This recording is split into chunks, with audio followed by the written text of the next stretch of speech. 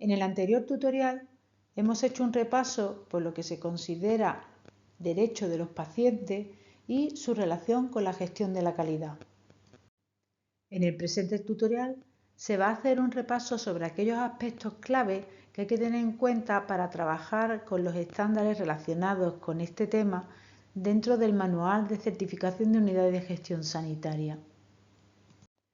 Para trabajar en los derechos de los pacientes se deberán tener en cuenta las siguientes ideas, ya que se está hablando de humanización de la asistencia sanitaria, de información orientada sobre los derechos del paciente, de participación del paciente en su propio proceso asistencial, de bioética y de accesibilidad al servicio.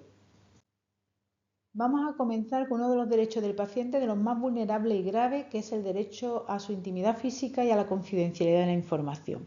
Pero antes de desarrollar este aspecto, aclararos y hacer un inciso para aclararos que a través de este vídeo tutorial y de otros que se van a publicar posteriormente, os vamos a ofrecer una serie de cuestiones que os ayuden a la autorreflexión para que podáis trabajar en los estándares relacionados con estos temas, teniendo como base la situación actual de vuestro centro.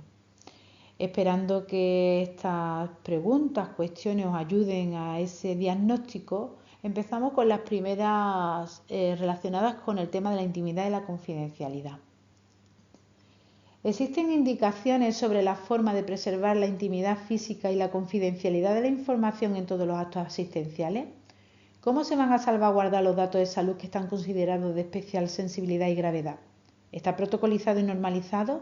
Y si es así, ¿todo el mundo sabe cómo hacerlo? ¿Se dispone de medios físicos para garantizar al máximo la intimidad física de los pacientes?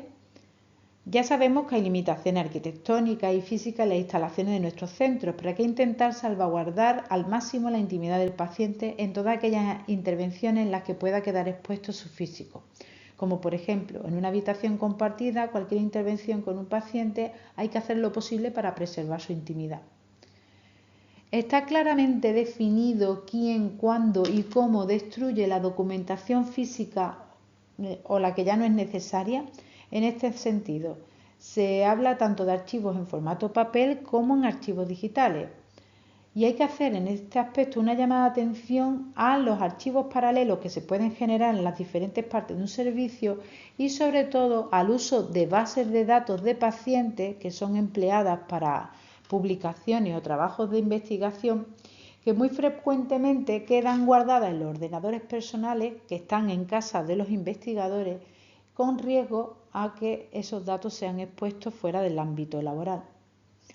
Otros riesgos que hay que tener en cuenta y del cual queremos llamar la atención, aunque incluye incluso un componente cultural, es por ejemplo el de las puertas de consulta o habitaciones abiertas durante la atención asistencial. Deben estar cerradas. Si hay cortinas o biombos que separen los espacios, deben estar puestos, salvo situaciones excepcionales o de previo acuerdo en que los pacientes quieran tener la sensación de espacios más abiertos. Ojo también con las conversaciones de pasillo de cafetería sobre datos asistenciales, ya que nunca se sabe quién está escuchando. La información hay que entregarla con la debida privacidad y protección. Y por último, el tema de los archivos paralelos y desprotegidos, que ya se ha visto anteriormente. Otro de los derechos de los pacientes está relacionado con la información que han de tener sobre su propio proceso asistencial. Tal como hicimos anteriormente, os invitamos a que hagáis estas preguntas para poder diagnosticar la situación actual en vuestros centros. ¿Está definido claramente quién informa, sobre qué informa y cómo se informa a los pacientes sobre su problema de salud?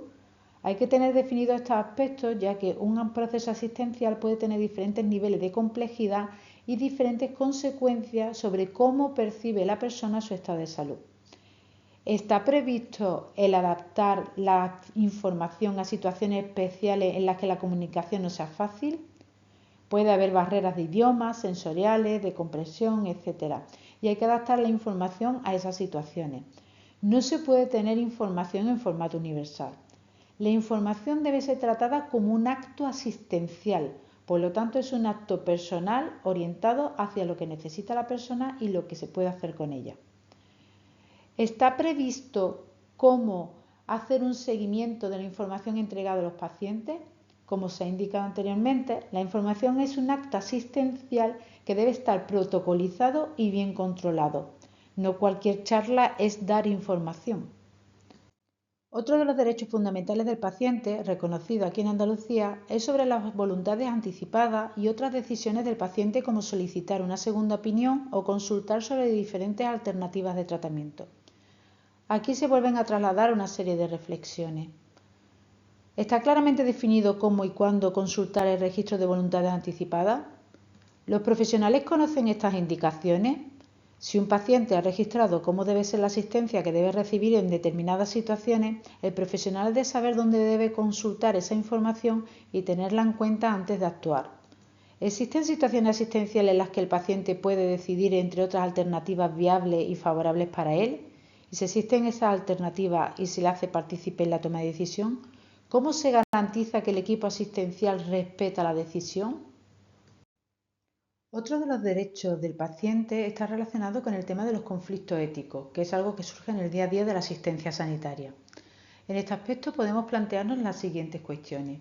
Cuando se piensa en un conflicto ético, ¿los profesionales son capaces de reconocerlo? ¿Todos piensan en la misma dirección? Porque si no se piensa lo mismo, puede haber conflictos éticos que se escapen y no sean consultados y solucionados. Una vez que se sabe que hay un conflicto ético, ¿se sabe dónde hay que declararlo y consultarlo? ¿Se sabe si existe un comité de ética asistencial de referencia? ¿Cuáles son sus vías de acceso? ¿Cuál es su protocolo de consulta? Etcétera. Y si hay recomendaciones del comité de ética de referencia, ¿existen canales para difundirlas a todos los profesionales para que no se pierdan y se sepan detectar? Por último, se debe tener en cuenta la accesibilidad al servicio por parte del usuario, pero no solo física, sino también organizativa. No es solo poner una rampa, sino trabajar para que todos los usuarios tengan la oportunidad de acceder a los servicios sanitarios, trabajar en la equidad de los servicios. ¿Se conocen las dificultades a la hora de acceder a los servicios asistenciales ofertados? ¿Existen medidas para minimizar o erradicar esos problemas? Ver si hay barreras geográficas, de información, de acceso a los horarios de consulta, etc. Y si existen esos problemas, sabéis si hay margen para actuar y solventarlos. ¿Se informa a los pacientes y usuarios sobre las condiciones de acceso a los servicios ofertados? Si no saben cómo acceder al servicio, van a tener dificultades para hacerlo bien. Comprobar si los canales de información funcionan para hacerles llegar a las personas las posibles vías de acceso. ¿Existe demora excesiva o no justificada a la demanda asistencial? Si es así, ¿se conocen las causas y se actúa sobre las que sea posible para poder minimizar este problema? Si al comprobar los datos se aprecia una demora excesiva, esto es una señal de alerta de un problema de accesibilidad, ya que se está vulnerando uno de los derechos del paciente. Habría que ver por qué se da esta demora y si hay posibilidades de corregirla. En siguientes vídeos tutoriales veremos otros aspectos claves relacionados con otros elementos de calidad del Manual de Certificación de Unidades de Gestión Sanitaria.